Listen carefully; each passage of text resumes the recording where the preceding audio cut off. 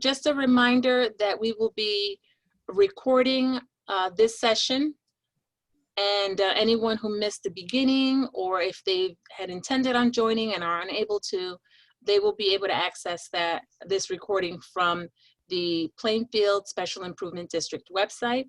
And then as a thank you for any and all who have registered for tonight, they will get a copy of this presentation via email. So thank you so much for joining. We will be discussing your marketing plan and your ideal client. This is the second one in our series, Wednesday webinar series, sponsored by the Plainfield Special Improvement District. So a big shout out to them and thank you for what you're doing for businesses in Plainfield and surrounding areas. I'm Bertha Robinson, and I'm a business coach and consultant. My firm is called Star One Professional Services, and we're just that, a coaching and consulting firm where we help business owners get unstuck and get to the plan of where they are in terms of goal setting and transition that to goal achievement. So where are we heading today when we're talking about this marketing plan? We're going to discuss a little bit about the definition of a plan. What is your plan? Last week we had an opportunity to talk about the business plan and how important it is. So this week we're talking about the marketing plan and how we can implement some of the tactics and strategies. And I'm also going to talk about 3 things that I think you should definitely include in your marketing plan. One of them is something that I learned that I'm implementing in my business, which can give your business a big boost. And I'm going to talk a little bit about that today. The other thing that's important, of course, to your marketing plan is, of course, your target audience. Isn't everyone my client or customer? So we're going to answer that question tonight. And then the secret sauce to achieving your marketing results. We have to include this secret sauce to make sure that your marketing plan is complete. So as we mentioned, what is a plan? You know, so when we think about business plan, marketing plan, session plan, all of the plans, they really have this in common. They should be a method of acting or doing, proceeding, or making something. I like the example that they have here, developed in advance, such as battle plans.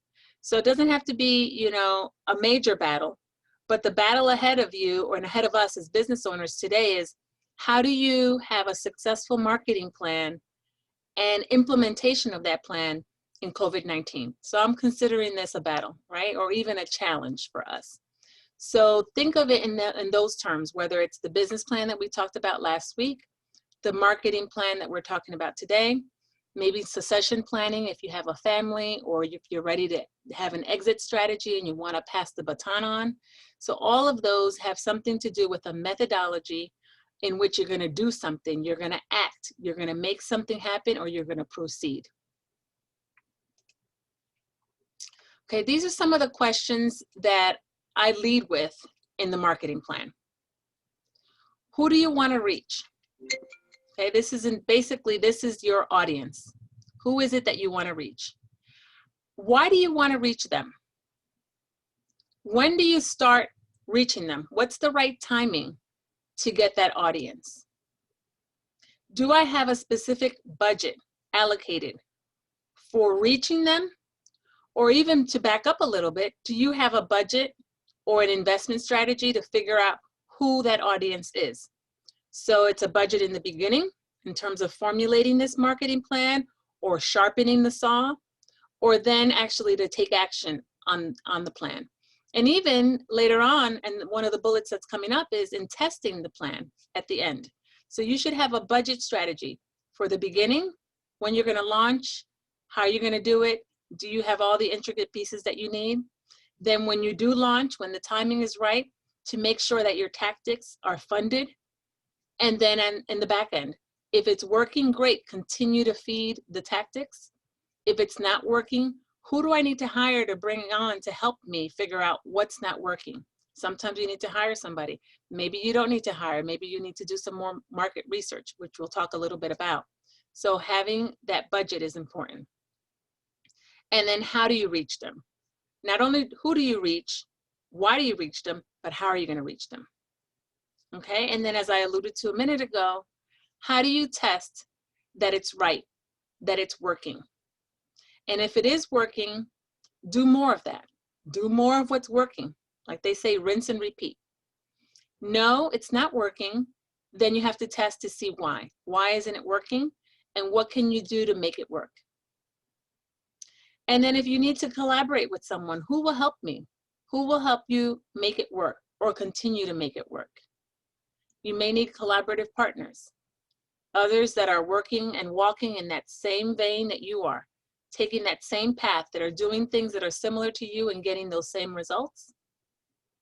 Maybe collaborative partners, marketing specialists that do this for a living, that they can actually see some forecasting so that they can help you with that start and timing and maybe an end time to some of the tactics. And then competitors. I think I talked about competitors a little bit last week. I will be talking about them today. Competitors are really valuable. They are a valuable component to your marketing plan. They're the ones who, if they're doing what you're doing in a similar capacity, because they're not exactly like you or me, but they've been there, they've done that. So success leaves cues, right? It leaves little notes, it leaves little inferences as to which way to go. They leave kind of footprints in the sand. So why not follow the way that they've gone if they're successful in that same market share, industry, geography, etc. Okay, 3 must-haves for a successful marketing plan. You need to have a niche, a very distinct segment of the market. So if you look at this image here, you know, this is a little niche in the wall. So if you have a very big industry, right, or maybe you're a very specialized industry, you still want to have a little niche, something that makes you stand out, distinct from everyone else. So it's that little hole, that little circle, that little something that stands out that's a little different. Okay, so you want to have a niche market.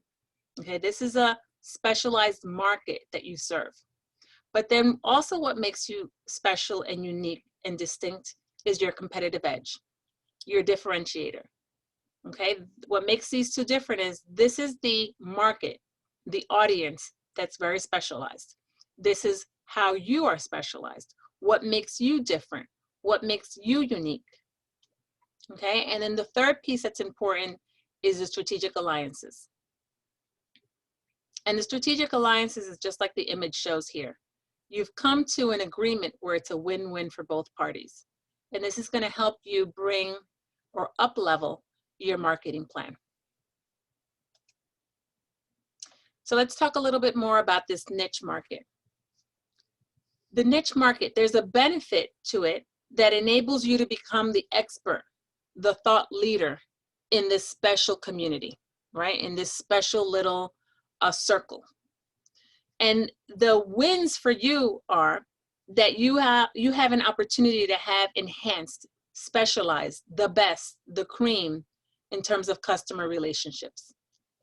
Because you serve just a very specialized market, for instance, I know a business owner who deals with a specific kind of dance. And she does this for fundraising, she does this for education, and she does it for entertainment. But that's a very niche market. It's people who love this kind of special, and it's a flamenco dancer. So this kind of dance from Spain. So you have more of a intimate circle, right? Customer relationships now are enhanced because it's not everybody that's interested in that kind of dance or music or region. And now you have reduced competition. Not everybody does that. You may have other dancers, you may have other flamenco dancers, but what she does and how she does it and her why makes her different. And then increased visibility, because now if you notice, just like the image shows, it's a little cutout in the wall. So it's not a flat wall where everyone's the same. Now, when your eye walks or looks at that wall, it's gonna stop at that niche, at that plant, right? You're gonna see that stand out. Increased visibility. You have an opportunity for word of mouth growth, because remember, if you have enhanced customer relationships and the customers are happy, they know you, it's going to be a referral stream for you. So it's going to be an opportunity for growth. And then again, honed in expertise. It's an opportunity for you to really zoom in, laser in on what it is that you do, and you do it just for this community. Fewer resources are required because you know who's who. So you don't necessarily need a lot more because everyone's going to be, again, focused on you and you're focused on them. And it actually gives you an opportunity to be more creative and have a whole lot more fun. So this is something that you should research and figure out what you can do that makes you very niche. You find that very specialized group that you serve and that you serve them well. And that's going to make you an expert. Now that was the very specialized community. Now how you do it and why you do it could be your competitive edge or your differentiator. What makes you different? Okay, it distinguishes you from your competitors. And it can contribute to higher prices, more customers, and brand loyalty. This is like your secret sauce. You don't give everybody all of your ingredients, but there's something in your sauce that's a lot different from everybody else's. They can taste it, they can feel it. Your customer service, you know, your quality. Everything that their interactions with you show that you're different. So now what can you do to get a competitive edge? In other words, these are some actions, things that you can do to sharpen that differentiator. You can charge more, right? Charging more differentiates you from others. Now, not only are you charging more, but then something else has to come up. Your value comes up, your customer service comes up. All of that has to be in parallel.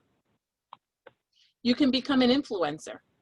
So you can do speaking engagements, you can speak to other people, you can find out what it is, back to that niche market or your industry that you want to speak to, that people are going to say, I want to hear what she has to say about this. So now you're an influencer. And I think that both of those speaking engagements and also anything that you write, blog about can increase your being an influencer. You can create your own data. So you can track now in terms of your competitive edge and your differentiator on what's working. So this is data now that you can also use in your market activity. Like I said before, how do you know it's working? How do you know it's not? So the more success you have because of these things that you're doing, you can create your own data and track your own data. You'll be the competitor that others are coming to study to see, hey, she walked the walk. Let me go that way. He's been there, done that. Let me follow him. And then again, like we mentioned before, you niche down. In other words, it's almost distilled down. It's to the purest of purists. Now you have a community of people whose values, and we're going to talk more about this, whose mission, whose way of thinking, maybe even way of life, commune with how you do things. And that's a community that won't leave you. Now they are all in. You can also leverage new technology. Whatever technology would help you with your service or your product in your industry, you can leverage that to also make you be more competitive. Okay, so in the immediate hit or onset of COVID-19, and I'm only going to speak of America, business owners, right, we were all put in front of some kind of camera, right, some kind of computer, if we wanted to still interface with colleagues, peers, networking, clients, prospects, etc. So those that did it better than others, quickly, early on, they leveraged that to have that competitive edge. So those that were having webinars early on, that's where the people, the eyes and the ears were going. That's what made them different. Okay, and then of course, delighting your customers. Having excellent service, customer loyalty never goes out of style. And that's another thing that will absolutely give you a competitive edge. Not everybody has that. Invest in deeper customer relationships. So you have to figure out what that may mean for you. Deeper customer relationships, it may mean that you may have to give a little more for your customers, right? You may have to go a little further for your customers. We were saying you were charging more. Maybe you do the inverse. Maybe you don't charge in certain areas immediately, and then later on you offer something else, and that could be part of your tactics, okay? But invest in deeper customer relationships. You're all in for them, and they'll be all in for you. That goes hand in hand with delighting your customers. Strategic alliances. So the strategic alliances here is not necessarily with clients, customers, or prospects, and not necessarily with competitors, but others that have maybe the same audience, similar target audience and customer base that you might have. Whereas you coming together in this alliance is a win-win. And I just want to take a step back that this data that I'm presenting today was collected from a webinar that was presented by a marketing strategist from our RI Consulting founder. And her name is Rosanna Imbriano. And this is really, you know, what can take your business to the next level. So let's say you are, I'm trying to think of one that I know offhand. You're a divorce attorney, and you actually have now aligned yourself with someone who does stress relief yoga, you know, for people who does some kind of therapy, life coaching for people who are going through transitions in their life.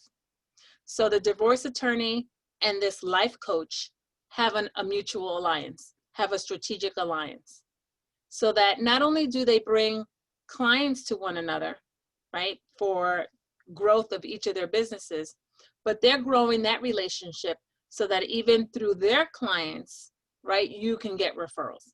So not only is it a one-to-one, that attorney doesn't necessarily bring that life coach one client. It's something that can really leverage it potentially from one client to 10. And that's the third bullet that I have listed here. It doesn't necessarily lead you to one next client, but it can potentially lead you to the next 10, the next 20, depending on how deep the relationship is and how long you're committed. You can reevaluate that relationship, that alliance, every 3 to 6 months. And the way that you started off frankly and say, look, I think that we both have an opportunity in the same market share, in the same audience. Why don't we think about coming together and having an alliance where there's a win-win? And it can't be, again, where just one person's getting all of the wins and the other person isn't. It has to be something that you both share the wins. And I think that if you leave this out of your plan, it's incomplete. We think about a marketing plan in terms of the tactics, how I'm going to reach the client, you know, who is my client, and making sure I'm making the client happy. But how about how to get a gross number of clients, right? How to get into that market share where you can have ongoing revenue because it's an alliance that you've now built with multiple partners. So the example that I gave you was the life coach and the divorce attorney. Now think about if that life coach then does that with multiple other alliances, not just the attorney, but then multiple other firms, business owners that have the same market share. You can catapult your business. Market research, another component of your marketing plan. Number one, do some research by seeing what your competitors are doing. So I said that before. That's like the easy part. So you see someone who does something maybe in the same industry, and you see that they're doing it well, you like them, you think that your vision and mission align. Why not have a conversation with them? I like how someone coined the phrase, instead of competitors, cooperators. So you're cooperating together. You may have the same market share, and as someone had pointed out, early on during COVID, I attended a session, and she had said, you know, some people think that because we're in the same industry, we serve the same audience, that we're competitors. But we can be cooperators because I only serve this part of New Jersey, maybe central and northern, but you serve the south portion of New Jersey. So maybe if someone comes to me with a referral and they're in the southern part of New Jersey, that's not someone that I serve. I can absolutely refer them to that competitor, quote unquote, or cooperator. Have those conversations and find out what they're doing that works develop that relationship. You never know what's there. And then Reference USA, I mention this quite often. You only need a library card in order to access Reference USA. You go in through your local library, you can call your library and ask for help. They can walk you through it on the phone. You can go online, you can Google it and figure out how to get there. It's really easy. And not only does it give you information on your market, your target audience, it will give you information on your competitors too. And it gives you so much information. I mean, you really can go all the way down to rabbit hole because there's so much out there, and it's a good place to go. You can even find if your business is listed, make sure the information is accurate. So Reference USA is another great place to go for market research. Poll your current clients and customers. You can actually send them, a survey in an email. You can do a paper poll that you can mail through USPS. You can do polling in so many different ways. You can do polling through a Zoom webinar. If you host webinars with your prospects and clients, throw out a poll and ask them what is in their mind. That is gold for your marketing plan. Ask a question on social media. Your followers and your communities are ready to answer and engage with you. If they're already engaging, it's easy for you to do, just to ask a question. And you can ask a question when you post, a blog or a vlog, and it doesn't have to be your blog or vlog. It could be someone else's article, maybe a book that you read and you want them to comment. You may be a person that works on sales and improving people's sales, and you've read a book on, how to be an excellent salesperson. You comment the book title, you have a link to the author's website or where they can get it on Amazon, and you post a question and you ask, what difficulties they may be having in sales. It's really great market research. You can even put a link for a YouTube video and say, this is a great video. If you're looking to figure out what is your why, you can point to like Simon Sinek's Start With Why. So there's so many ways that you can engage with your community through social media and ask a question and get market research value. You can host focus groups. Now everything is virtual, so you can do them in a virtual environment where you can literally just say that this group is about this information that you're trying to ask. You can have all your questions ready. You can engage with your community. You can engage with your participants right through Zoom. It's an excellent opportunity. And then you can do one-on-one interviews. You can interview, maybe if you want to figure out in terms of your business development. A great way to do this, I know lots of people have felt very honored when you ask them and say, I'd like to interview you. I know you're a very successful business owner. I'd like to know a little bit more about your business and about you. Would you indulge me in an interview? And you tell them, it's going to take so many minutes. You stick to that time. You thank them at the end. And that's research that you can use on a successful business owner, on how they did it. And then you can go and replicate that for yourself. And you can ask specific marketing questions of a business owner, an influencer in your local community. So there's so many ways that you can go about market research. And a lot of these ways are free or low cost. Okay, another piece you have to include in your marketing plan. And I say have to, and I'm not gonna say this one loosely, but some of these things you gotta work out. You may already have certain components in your business plan. Maybe these are things that you've done before and you need to revisit. And maybe these are things that you haven't done at all and it's time to do today. So if you're looking at this and wondering what it is, it's a SWOT analysis. You must include a SWOT analysis of your business, okay? If you're looking at this left-hand side column here, these are the internal. And if you're looking at the right-hand side quadrants, these are your externals. So these are things that are not necessarily seen easily by the outside community, whether it be your vendors, competitors, clients, prospects, anyone that's outside of your organization. And then these are things that can be either come from the outside of the organization or can easily be seen. So your strengths, list them. What are your strengths? What are the areas that you do well, or what are some of the advantages of your organization? kind of goes back to your differentiator, but it's actually what makes up your differentiator.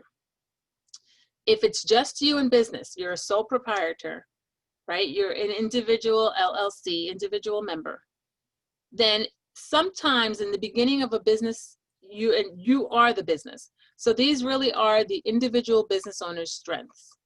If you've built your organization, you have, let's say, some upper management, maybe some supervisors and some team members reporting up to you, and you have that kind of structure.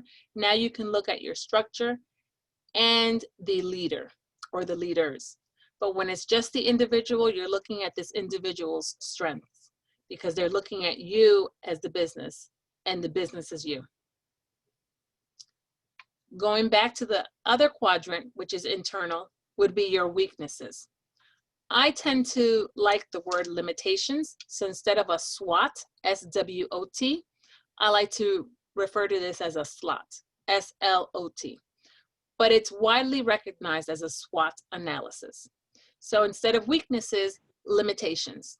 Just because sometimes people get tripped up by the word weakness. And they think that a weakness is something that they get stuck on. It really is an area to be improved, but limitation I think is a little bit lighter, and people can relate, refer, and kind of relapse a little bit faster, come back from it a little faster if it's a limitation. So it's just some semantics, but a limitation and a weakness are the same. And the biggest room for improvement, right, is any room that you know you have a weakness in, a limitation. It's an opportunity. If you turn this around, you can bring this up into an opportunity. And sometimes, you know, your external, like we're going to talk about your threats, you don't know what's coming. We didn't know what was coming with COVID-19. And I can tell you that no one had that in their contingency plan. I taught a class early on that ended on, they were supposed to be graduating and receiving their certificates on March 15th, which I believe was a Thursday. And that day the school closed down.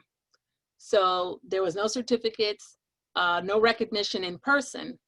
But prior to that, on that Tuesday, the last time that we were together, we talked about threats and SWOTs or slots, and specifically talking about natural disasters and how a business should shore itself up, strengthen itself, prepare itself up, just in case there was a disaster. Little did I know that by Thursday we would be shutting down, closing, not seeing each other in person because we did have a disaster called COVID-19 that we're still in the midst of. So this in itself, the SWOT analysis, the SLOT analysis, however you want to call it, is an opportunity. It gives you an opportunity to strengthen and to evaluate your internal and your external quadrants. The opportunities, as it says here, are external factors that may contribute to your organization and can build up your strengths. So what do you see on the outside, right, where someone else may be limited that you can turn into an opportunity for you? So the study of someone's strengths and limitations, identifying their differentiator, what makes someone else a competitive edge over yours, gives you an edge because you're doing that kind of research now. Not many are investing in that at this moment. And this is the prime time to do it now. You can't wait to say when COVID is over. You have to start to think of it now, because the way that we're doing business now is the way it's going to be done for quite some time to go. So we're going to have either mostly virtual, all virtual, or for sure a hybrid. Okay. And as I alluded to before, you know, we have this emergency, this pandemic, this disaster. This is a threat. So threats are potential problems, risks caused by external factors that your organization may face. This was for sure an external factor that all of our organizations, all of our businesses, all of our enterprises are facing. So now the threat is here. What are we going to do about it? So this is just to identify what these are, and it gives you the strength to figure out how you move forward. It's all about strategy. What are some of the tactics that you can use to get in front of your audience? So a website, right? You have a front-facing website where a prospect a potential customer or client can come and visit and read more about what you do, maybe some instances of what you've done for other clients or existing clients. Maybe they can download some media to get to know you a little better. Maybe they can connect with your social media through your website. So it's really whatever you want to make your website to be, it can be. There isn't a one size fits all. There's all kinds of websites. There are standalone, there are open, there are closed. There are all kinds of websites to serve all kinds of different purposes. So it just depends on what you need. So no, I'm not going to say that any one of these tactics is better than the other, because all of our businesses may be different, industries may be different. It just depends on where you got to be. Just like the social media campaign. So you have Facebook, you have LinkedIn, you have Twitter, you have Pinterest, you have Instagram. You have all kinds of different social media outlets and avenues that you can use to get to your audience. It's important for you to know who your audience is, where they are, where they live in social media, because if my clients and prospects are on LinkedIn and I'm posting a lot of things on TikTok, I might miss the mark, right? Because my audience is not there. You got to know where your audience is, and that's the social media that you land in and that you live in, and that's where you're going to campaign, and that's where you're going to use market research. That's where you're going to engage. Don't discount flyers and brochures, postcards, of course, business cards. I got to admit to you though, I have not handed out a business card since early March. Not one paper business card. I haven't handed one to anybody, and I haven't collected one from anybody. But I have used the Zoom chat as a business card, an e-business card. I even saw somebody on a webinar show one of those scanners where they put it up, everyone can scan their phone, and then you can download all of their contact information. So it was another format of an electric business card, right? Taking advantage of that technology and being on the cutting edge. So don't discount flyers, brochures, and postcards, right? I'm going to stop there. I'm not going to really say business cards just yet, because you can still mail it out through the USPS, and maybe some people aren't receiving a lot of mail. I'm receiving plenty of mail. So you never know if it stands out, different color, maybe you have an offering. The next bullet talks about direct mail. You know, when you go and do your market research and you go to Reference USA and you find out these people that you'd like to connect to, it has all of their addresses. You may want to do a direct mailing to a whole group of people by geography, by however you're going to segment it, so that you can reach and get your message out to them. So don't discount paper mail is what I'm saying. But right now, you know, you can do a whole lot with social media and anything electronic, virtual, or online. Promotional offers, you know, get one, you know, give one, get one, discounted. Maybe the first segment or first series is free, and then after the series of webinars or lessons or whatever your product may be, then you kind of, you know, upgrade it or give it a different pricing. Maybe you start with like a sales funnel where you may have a written piece, a white paper, a book that you've written, or a chapter in a book, and you offer that at a lower price point. And then you engage them to say, now if you sign up, you can get the whole book. Or once you've read the book or you've done the assessment, then you can have an hour, you know, of coaching or conversation with me. And then you bring them into however your buying process is. And then that's something that can bring your audience closer to you and you get in front of them. And of course, networking. Networking always works. You're in the room with your client. If you're business to business or B2C, you know, you have to figure out where are your consumers, where are your clients, where are your prospects, and then you network there. If you're gonna join a specific industry organization, you know, where you know they are all there, they're engaged, all eyes are on you, that's another opportunity. And then customer relations, repeat business. You know, you do a good job, like we talked about the niche market. They know you, they trust you, they like you, they will continue to buy from you. And then they will share your message. They will pass it on. They will give you referrals. Repeat business. And then as a wrap up, we have 2 different ways where you can find your customer, because not everyone is your customer. You're looking at this image here and you see all these people, you know, how many of these people in this audience, you know, are really my customer? I can't tell by just looking at them. But I have to now distill it down to the demographics and maybe even the psychographics. What are the demographics for those that are in your audience? Is it that you serve a specific age range, a specific gender? You know, is it wealth and income? Is it a place of residence? Where do they live? Where do they work?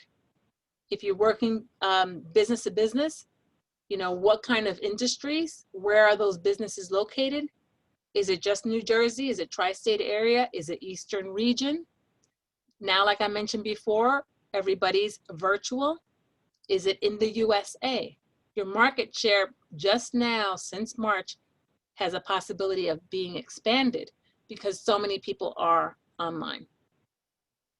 And then the audience psychographics, right? You see the root word there, the psycho, the thinking, the psychology, is what are the behaviors of my audience? You know, where do they tend to go? What do they tend to believe in? What are their interests? What are their values? Do they have specific charities or philanthropies that they're aligned with? What is their mission? And if that mission, those values, those behaviors, interests, you know, if it's you have a product that's a vegan product, then you're not going to be selling it to people, you know, at a meat market. You're going to look for people who are vegans, right? People who have those same behaviors and interests and tastes. So really drilling it down, distilling it to who is your audience, that's where the win is. That's where the success is. These are the things that you have to include in your marketing plan to really set you for success. Once you have this, then go for it. Just then walk the walk, follow it up, test it, make sure it's still working. From time to time, you'll have to tweak it because just like we said last week, your business plan is a living document. It's a GPS. Your marketing plan is a living document. As you change, as your business change, as your audience changes, so will your marketing plan. So thank you so very much. I hope that this gave you something to think about, something that you can possibly use, and that anyone who'd like a copy of this presentation, as we said in the beginning, you'll have access to this presentation through an email, a thank you email for registering and participating today. Thank you all. Thank you, Plainfield SID, for your collaboration. And I hope this positions you all for success with your target audience. Have a good night. Any questions? Thank you. Thank you, Bertha. My pleasure. Any questions? I'm going to stop sharing and I'm going to stop the recording.